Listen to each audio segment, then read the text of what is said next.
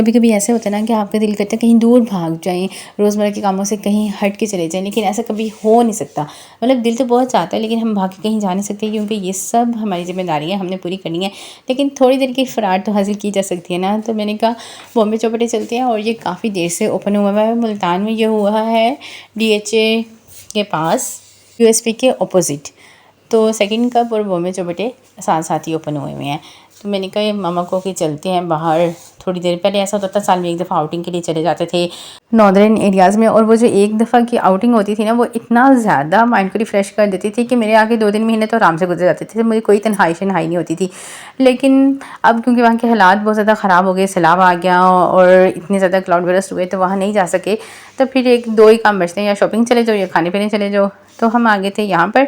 मैंने कहा मामा को कि चलें दाल पापड़ी टाइप कुछ चीज़ खा कर आते हैं, और ना 5 स्टार टाइप के गोलगप्पे खाते हैं, वैसे तो खाते रहते हैं।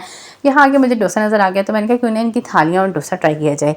मामा कहती तुम हमेशा ही ऐसी करती हो, क्या कि कुछ और आती हो और आगे तुम्हारा इरादा बदल जाता है। ये देखें, ये है इनका टोटल एम्बियंस, जो कि बहुत ही प्यारा था। मिनिमल सी लाइट रखी हुई थी, और जहाँ पर हम बैठे थे बिल्कुल इसके पीछे उन्होंने एक क्यारी नुमा बार ऊंची बना के, तो उसके अंदर सारे ऐसे आर्टिफिशियल फ्लावर्स लगाए हुए थे। बहरहाल ये टोटली अच्छा था, और बहुत ज़्यादा गैदरिंग भी नहीं थी, और मैच लगा हुआ था, जो कि एज़ यूजुअल पाकिस्तान ने हारना ही होता है। तो डोसा ऑर्डर किया, और ये इतना लंबा डोसा देख के मैं बहुत ज़्यादा खुश हुई, क्योंकि मुझे ये खाने का बहुत ज़्यादा शौक था। कभी कभी ऐसा होता है ना कि आपकी छोटी छोटी ख्वाहिशें भी पूरी होती है ना, तो आपको इतनी ज़्यादा खुशी हो रही होती है। और ये सिर्फ तब होता है जब आप अंदर से बहुत ज़्यादा उदास होते हैं, तन्हाई का शिकार होते हैं। तो एक देखिए डोसा देखिए मेरी इतनी खुशी हुई थी कि मैं आपको बता नहीं सकती। और इसके अंदर आलू की उन्होंने फिलिंग की हुई थी, टोटल इंडियन वेजिटेरियन बनाया हुआ था उन्होंने, और साथ में उन्होंने ना दाल कद्दू दिया था। मुझे ये समझ नहीं आई कि चटनियों के साथ एक कोकोनट की चटनी थी, जो कि इंडियंस बहुत खाते हैं, लेकिन हमारा टेस्ट डेवलप नहीं है, तो मुझे वो बहुत ज़्यादा गंदी लगी थी। बहरहाल दाल कद्दू हमने खा लिया इसके साथ और रायते के साथ।